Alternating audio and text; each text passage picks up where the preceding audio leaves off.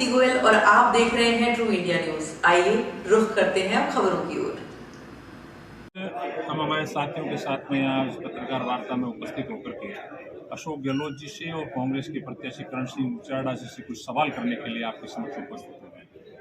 सबसे पहला मेरा सवाल अशोक गहलोत जी से है कि जब 2018 में आपकी सरकार बनी और सबसे पहले आप पाल के अंदर आए और आपने बयान दिया था कि जोधपुर नगर निगम, जोधपुर जेडीए और यहाँ के ठेकेदार और अधिकारियों की मिली भगत है, इसलिए सारी सड़कें टूटी हुई है। तो पिछले 5 साल के अंदर कितने अधिकारियों पे, कितने ठेकेदारों पे आपने कार्रवाई की, और अगर नहीं की तो क्या आप जोधपुर की जनता से माफी मांगेंगे? दूसरा मेरा सवाल गहलोत साहब से ये है कि जोजरी नदी के प्रोजेक्ट के डीपीआर को आपने 4.5 साल तक क्यों लटका के रखा, जब जोधपुर के सांसद गजेंद्र सिंह जी ने 450 करोड़ रुपए जोजरी नदी के उद्धार के लिए जब वहां पे अपनी टीम नमामि गंगे की टीम को भेज करके जब प्रोजेक्ट तैयार करवाया, उस प्रोजेक्ट को मंजूरी आपने क्यों नहीं देने दी? यहाँ से डीपीआर बना करके आपने क्यों नहीं भेजा? इसके लिए जो लूणी की जनता की जो मच्छर खा रहे हैं पिछले 10 साल से, क्या लूणी की जनता से और जोधपुर की जनता से वो माफी मांगेंगे? तीसरा मेरा सवाल अशोक गहलोत साहब से जल जीवन मिशन को लेकर के है कि आपने 3rd पेज का काम 4.5 साल तक क्यों लटका के रखा? अगर वहां से मदासर से पानी चल करके इंदिरा कैनाल से चल करके जोधपुर में 3rd पेज का अगर पानी आता और यहाँ जल जीवन मिशन का काम अगर समय पे पूरा होता तो जोधपुर के अंदर जल संकट नहीं होता। उल्टा आप दोष गजेंद्र सिंह जी को देना चाहते हैं। ये जोधपुर की जनता आपको कतई माफ नहीं करेगी कि जोधपुर के प्यासे हलक के कंठों के ऊपर आपने राजनीति करने की कोशिश की। और गहलोत साहब, आपने जोधपुर की जनता को सिर्फ पानी इसलिए नहीं पीने दिया कि आपके बेटे को गजेंद्र सिंह जी ने हरा दिया था। मैं समझता हूं कि ऐसी राजनीति हम किसी को नहीं करना चाहिए। एक प्रश्न मेरा माननीय करण सिंह जी उचाड़ा साहब से भी है कि आप ये बार बार जोधपुर की जनता को बरगलाने की कोशिश करते हैं कि पानी, मैं मोदी जी से बात करूंगा पानी लाऊंगा, मैं मोदी जी से बात करूंगा पैसे लाऊंगा। तो पैसे तो मोदी जी ने बिना मांगे ही बहुत दी। 27,000 करोड़ रुपए जल जीवन मिशन के लिए राजस्थान की जनता के लिए मोदी जी ने और जल शक्ति मंत्री ने दिए, उसमें से सिर्फ 6,500 करोड़ रुपए खर्च हुए। तो जो पूरा जो पैसा है वो क्यों खर्च नहीं किया?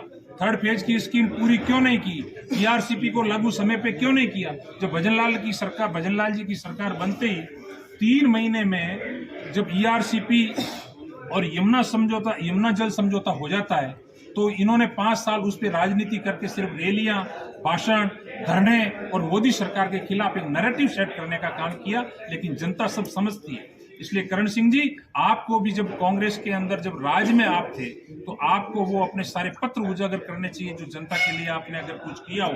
मैं नहीं समझता कि उन्होंने जनता के लिए कुछ किया होगा, क्योंकि वो सचिन पायलट के साथ काम करते थे और सचिन पायलट साहब के और अशोक गहलोत जी के कैसे रिश्ते थे आप मीडिया से कोई छुपे हुए नहीं है। उन्होंने 5 साल के कांग्रेस के शासन होने के बावजूद भी एक भी काम करण सिंह जी उचाड़ा जोधपुर की जनता के लिए नहीं गिना सकते जो उन्होंने अपनी सरकार में रहते हुए किए हो। अंतिम सवाल मेरा सचिन पायलट जी से रहेगा कि उन्होंने पेपर लीक प्रकरण के अंदर भजनलाल जी की सरकार की तारीफ की और उन्होंने कहा कि जो दुर्भावना रख करके कोई काम नहीं होना चाहिए। तो अगर उनके मन में अगर ऐसा है कि वो किसके प्रति दुर्भावना रख रहे हैं, वो जवाब उनको देना चाहिए। और एक उन्होंने जो भ्रष्टाचार और राजस्थान की सरकार के खिलाफ जो 100 किलोमीटर की पद यात्रा की और उस समय उन्होंने युवाओं के छालों की कसम खाई थी कि आपकी छालों की कसम, जब तक भ्रष्टाचार नहीं रुकेगा तब तक मैं ये मेरी लड़ाई बंद नहीं करूंगा।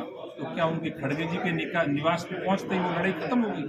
क्या खड़गे जी के निवास पे पहुंच करके वो अशोक गहलोत जी के सरकार के अंदर हुए भ्रष्टाचार के अंदर शामिल हो गए? इस बात का उनको जवाब देना चाहिए। मैं आपके अंतिम बात में आपसे 5 सेकंड की यही कहना चाहूंगा कि ये जो कांग्रेस, अशोक गहलोत जी, सचिन पायलट जी, डोटासरा जी और कांग्रेस के प्रत्येक करण सिंह जी उचाड़ा द्वारा जो झूठी बातें जोधपुर की जनता के सामने जो रखी जा रही है, बरगलाने की कोशिश हो रही है, जल जीवन मिशन को लेकर के पाप अशोक गहलोत की सरकार ने किया, उस पाप को छुपाने का प्रयास किया जा रहा है, वो जनता अब समझ चुकी है और अब वोट की चोट करेगी। और मोदी जी के नेतृत्व में 400 पार जो लक्ष्य है उसमें जोधपुर के सांसद भारतीय जनता पार्टी का बना करके भेजेगी, ऐसा मेरा मानना है। धन्यवाद। कि जो कांग्रेस के प्रत्याशी है लगातार अनर्गल प्रचार करते जा रहे हैं, न उनके पास तथ्य है न उनके पास तर्क है, सिर्फ वो बातें ही बातें करते हैं। कई लोग उनको बड़बेलेपन की संख्या के साथ में भी जोड़ देते हैं। आज हमने यहाँ पे प्रेस वार्ता की है। हम सभी वो लोग हैं जिन्होंने कांग्रेस को त्याग कर भारतीय जनता पार्टी को अपनाया है और अनुशासित कार्यकर्ता के रूप में अपनी बात कहने के लिए यहाँ पे आए हैं।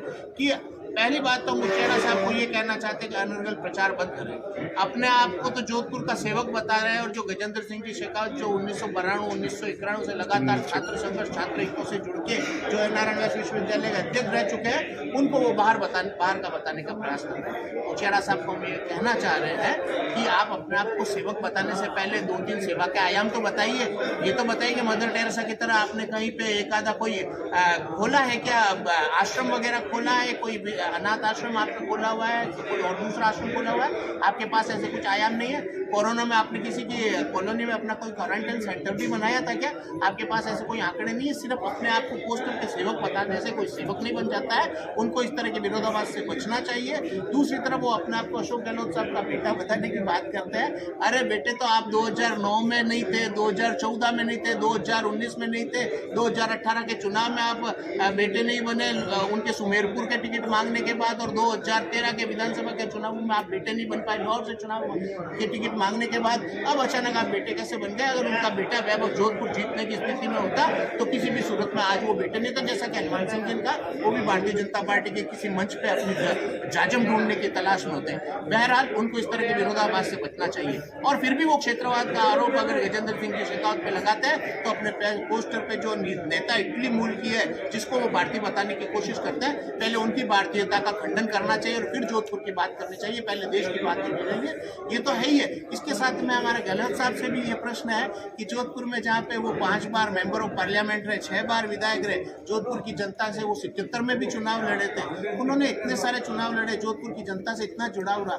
आज इस जोधपुर की जनता को अचानक अकेला छोड़ के कैसे आप जालोर चले गए? सिर्फ अपने बेटे को जितवाने के लिए? वैभव जी से भी मेरा प्रश्न रहेगा कि क्या वो वोट देने के लिए जोधपुर आएंगे? उनका अमूल्य वोट जोधपुर कांग्रेस के लिए करण सिंह जी को वोट देंगे क्या? या वो जालोर ही अपनी जो है दुकान सजाते रहेंगे? बहुत सारे प्रश्नों को लेकर आज हम आए हैं। हमने अपनी भावनाओं को भी कहा है। हम सब ने खुल के मीडिया प्रेस से बात करी। जो मन में था उसको बिना किसी भी संकोच के हमने मीडिया के समक्ष आज यहाँ पे अपनी बातों को शेयर किया है। क्या होता है एक साथ इतने लोगों का कांग्रेस ही जो है उनका हृदय परिवर्तन और भाजपा में चले गए? नहीं, इसमें हृदय परिवर्तन हुआ तो ये प्रश्न का आप क्या पूरे देश का हृदय परिवर्तन हुआ? 2014 से सरकार आनी बंद हो गई। मेरी बात तो सुनिए कि पूरा देश का हृदय परिवर्तन हुआ। 2014 से पहले सरकार कांग्रेस की आती थी, भारतीय जनता पार्टी की। अगर पूरे देश का अगर हृदय परिवर्तन हो सकता है तो हमारा परिवर्तन अगर हृदय हो जाता है तो इसमें कोई अप्रत्याशित बात थोड़ी है। पूरे देश ने कांग्रेस को नकार दिया, हम नकारते तो इसमें कौन सी गलत बात कर दी? हम तो वही काम कर रहे हैं जो पूरा देश कर रहा है। इसमें गलत क्या है? मैं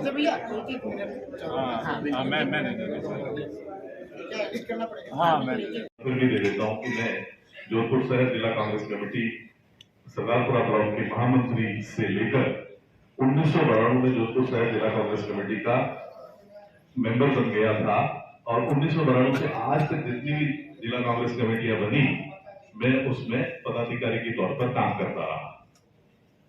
ये तो मेरा परिचय है। हम लोगों ने, हमारे साथी लोगों ने जो आपके सामने बैठे हैं, इतने वर्षों तक 30-32 वर्ष लगभग हम लोगों ने कांग्रेस के साथ काम किया और लगातार कांग्रेस